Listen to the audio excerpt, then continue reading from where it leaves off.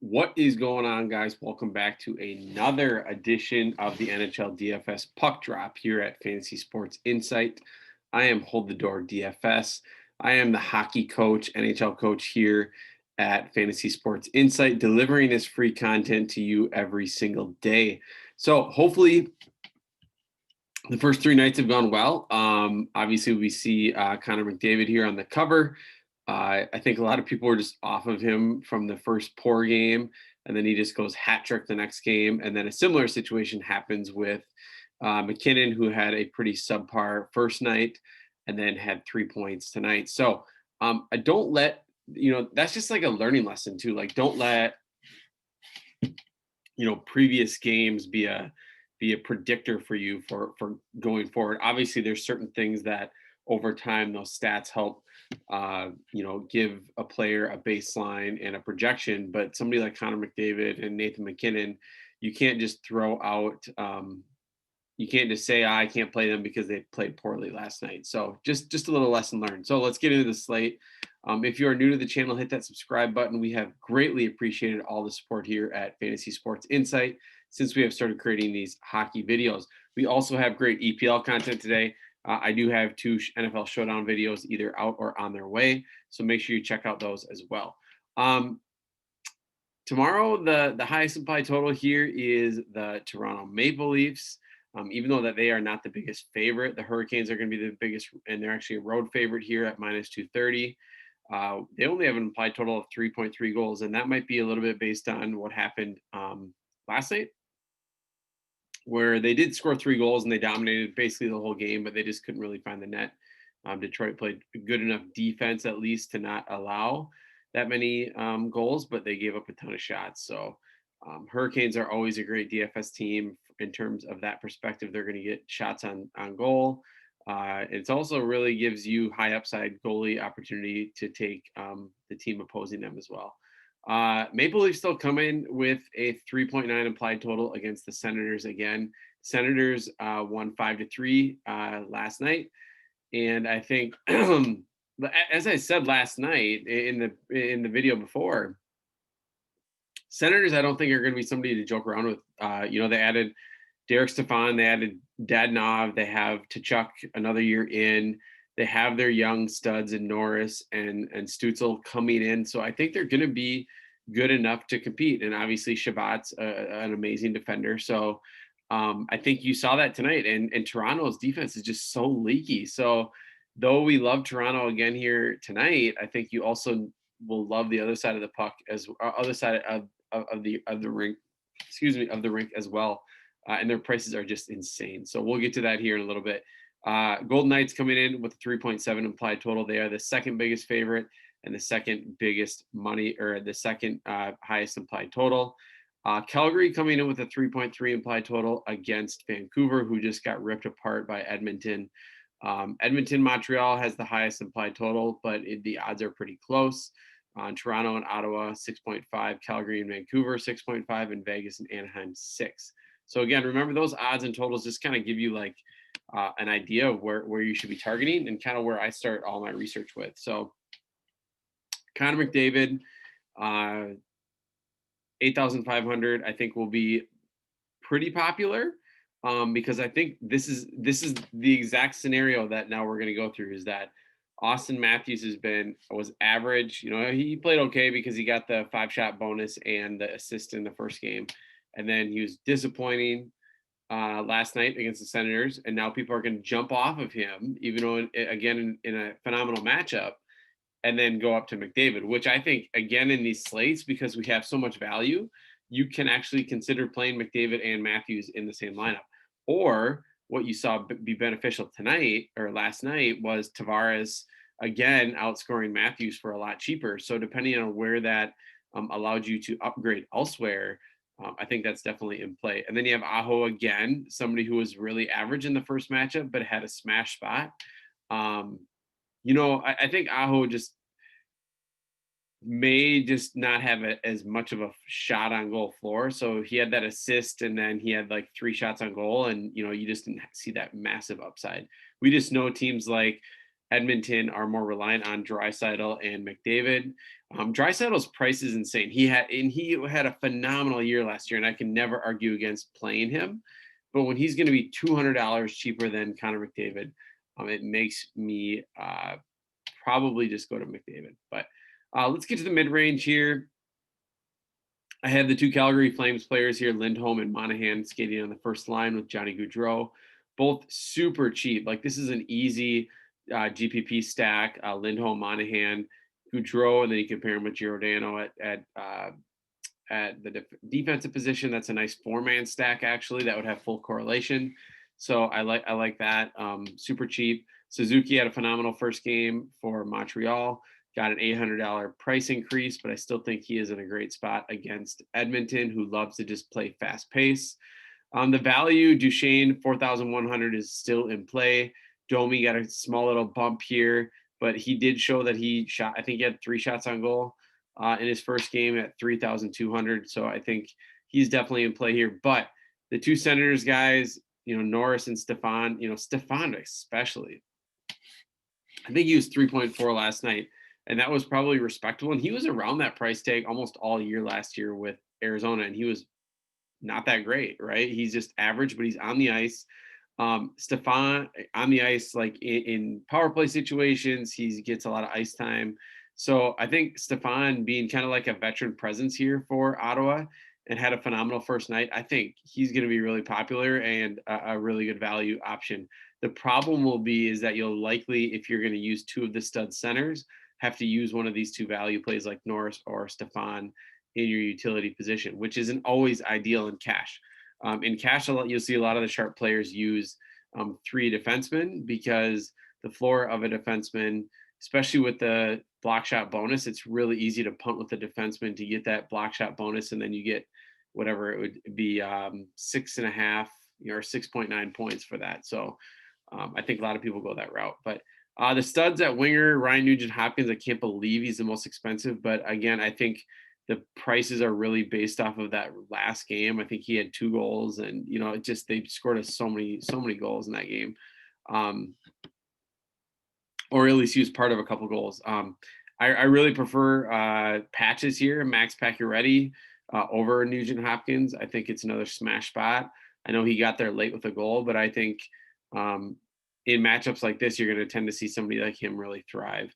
Panarin, I don't love the matchup against the Islanders, but I think in the category of I should say it like this. On this slate, the winger position, I think, is actually kind of weak. It is weak compared to the center position.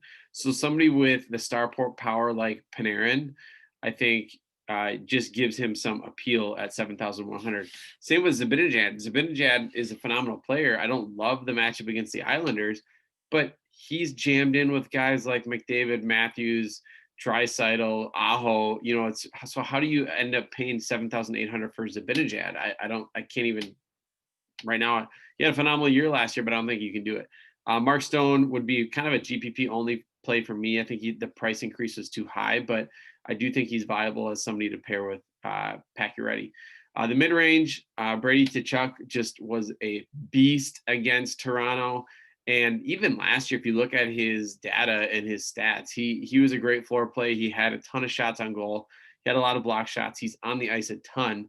We know he is their future, right? Him, Batherson, Norris, Stutzel, they have all these guys. So Tkachuk is just kind of taking on that role as being the guy that they want to focus on. Gaudreau at 5,900 is also really reasonable. As I said, you compare him with Monahan or Lindholm or Giordano. Jonathan Marchessault at 5,700 had a goal in the first game. Vegas being one of the biggest favorites with a high implied total makes him certainly in play in a balanced lineup build. Kaprizov, 4,200 gets the $1,700 price increase. As a Wild fan, it was just unbelievable to watch. So probably some bias in putting him on the value. He might. I still think he's too cheap. You're getting line 1, you're getting power play 1 in the same matchup against the Kings.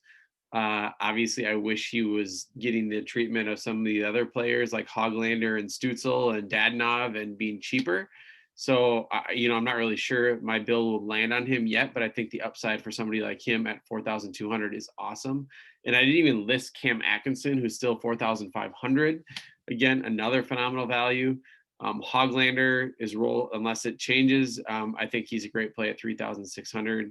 Stutzel, I know, was probably disappointing the most. I think he only had maybe one shot on goal in that game against Toronto, but I think he saw decent ice time, and Dadonov was also, I think he had a 0 actually, which is crazy when you score 5 goals, but it just didn't lay on times there on the ice. So I think you can go back to either of those guys here, or you can go up to Caprill the Thrill, they call him, and or as his coach would say, the movie star.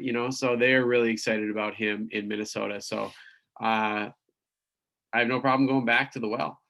The defender position here is absolutely loaded as well. And this is this isn't your 10 game slate. I think it's 8, if I remember right. So, I mean, we still have a big pool here. But I love Roman Josi, 6,900. Did get a little bit of a bailout assist on the empty net goal in the last game, but for the most part, he's usually a high floor player with upside if he gets, on one or two assists. So Shea, Theodore, and Petrangelo, we had a lot of discussion in our Discord channel, like, where is the advantage between these guys, and what is the ice time going to look like? What is the production going to look like with two stud defenders like this? And they both produced. They both had an assist. Petrangelo had the 3 block shot bonus plus 2 shots on goal. Theodore, I think, had 4 shots on goal, just missed the bonus, and also had an assist. So I think both of them are firmly in play. I think the ice time was a little bit higher for Petrangelo, and I think that's going to normally be the case. Likely somebody that would get like penalty kill time as well. So I think that figures into it. So I wouldn't, be too worried about that for somebody like Theodore, because a lot of his time on the ice, he is being very offensive. So Giordano, 6,500 is a great value as well. High floor player with great assist equity. Dougie Hamilton getting an $800 price decrease after a poor first performance. That is definitely somewhere you could jump on. He is a guy that averaged 4 to 5 shots on goal per game, played a ton. And then you have Morgan Reilly, who got a $900 price increase.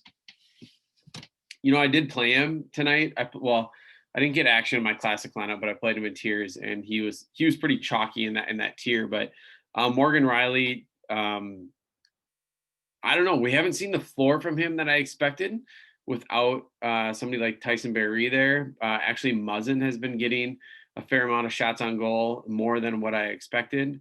So right now at 6,100 with Morgan Reilly, I'm going to take a wait and see approach. I think he just needs to be involved in too many goals or assists to really get there if he's not going to have a floor. So that price is just a little bit too expensive. The mid-range, Darnell Nurse at 5,100, always one of the highest floor plays at defense, usually on any slate he is on. Seth Jones, also a phenomenal floor play for Columbus. I expect them just to play better. Columbus, I know they had a close game against Nashville, but DFS-wise, it was pretty disappointing. And Matt Dumba, again, I am a wild truther, but I do believe Matt Dumba is a super offensive defenseman. And, he hit the goalpost twice last night. And I still think he ended with 5 or 6 shots on goal. So great play at 4,600. The value here, Edmondson, he is not the sexiest pick by any means, but the 3 block shot bonus is highly likely for somebody like him.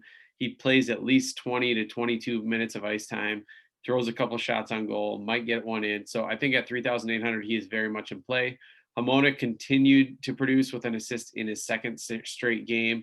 3,400 is a great value for him. Ethan Bear, when you get games like the Oilers just scoring 4 or 5 goals, there's a good chance that Bear is out there and gets a part of at least one of them, especially right now without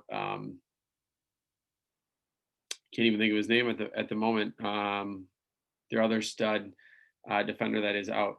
Romanov for the Canadians, a rookie, had a great first game. I think he had the block shot bonus plus maybe an assist and a couple shots on goal. So really liked how active he was, and he had 20 plus ice minutes. So that's what you got to like. I don't have Keandre Miller on here, and I know he was really popular and was touted around the industry a little bit on that first night. And he is a phenomenal stud that I think will get there, but he only played 14 minutes on the ice. He was in the third D pairing, didn't have any power play time. So you do have to consider that. Like if you're only on the ice as a defender for 13 minutes, that makes it really, really difficult to get to value. There is some like super uh like how do you say it, like effective guys in lower minutes, like high teens, like your Savards and your Hag and these guys that are just Ian Cole, these guys that are going to get out there and just like get their body in front of shots all the time. You know, that's those are a dime a dozen, right? Like we don't have that many guys that can produce at high teens minutes at the defender position. So somebody like Canner Miller, I'm probably just taking a wait and see approach until he moves up the depth chart in those deep pairings and potentially gets more minutes on the power play. So thanks a lot for listening, guys. Check out all of our content. Like I said, I have 2 showdown videos either out or on their way for today's playoff games. And then Gator Guy has his EPL video, and we're just going to be pumping out content all the time. We have PGA every week. So a lot of great stuff going on there. So thanks a lot for the support. Hit that like button. Throw any questions you have in the comments. I will get back to every single one. I promise you. All right. Check it.